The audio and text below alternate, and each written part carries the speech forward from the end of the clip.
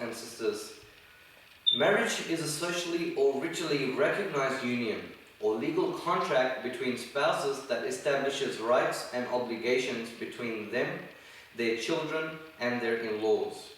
In other words, marriage is a relationship that joins a man and a woman together via contract. When we look at marriage according to today's societies of the world, we find a completely different picture. Marriage is supposed to tie a man and a woman together and strengthen their relationship. Today the world is seeing a new era where marriage is no longer considered necessary or even significant for a relationship.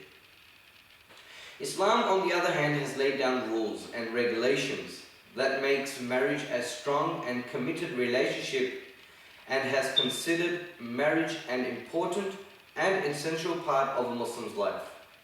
However, there are a few things one must plan out before deciding to get married, as marriage is not only a legal way of fulfilling one's sexual desires, but an obligation to fulfill all moral, social, sexual, and emotional rights of one's partner.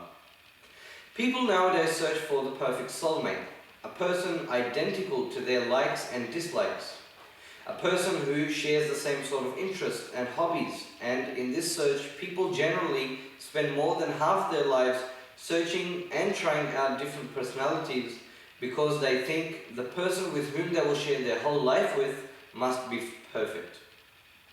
However, as human beings, we are inclined to or subject to making mistakes. But the truth is, every person has their merits and demerits. Keeping this in mind, many people might say that to know the pros and cons of someone, it is vital to keep a relationship and see if things work out between the two. Islam has allowed men and women to be in a romantic relationship only through nikah, or marriage.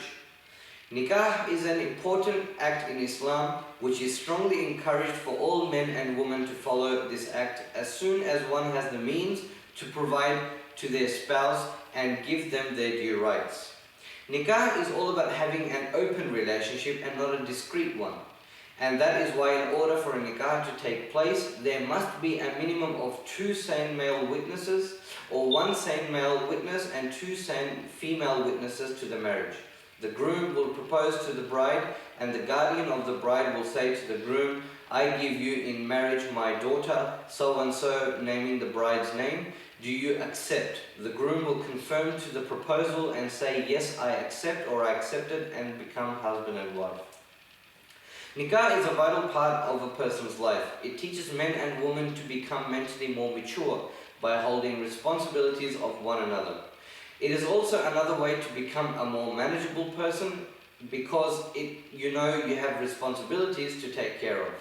Nikah is also another way to deal with one's selfishness as one gets married because they think about each other rather than about themselves alone. There are countless benefits of nikah.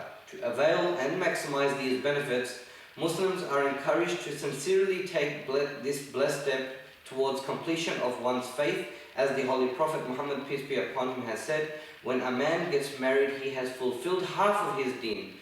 So let him fear Allah, remaining the second half." May Allah subhanahu wa ta'ala bless all our brothers and sisters with practicing, loving, caring, sharing and respecting partners who are not only partners in this life, but are also the one who walk along side by side on the aisle on the day of reckoning. Ameen. Jazakumullah khair. Wassalamu ala al-muslimin ila yawmiddin.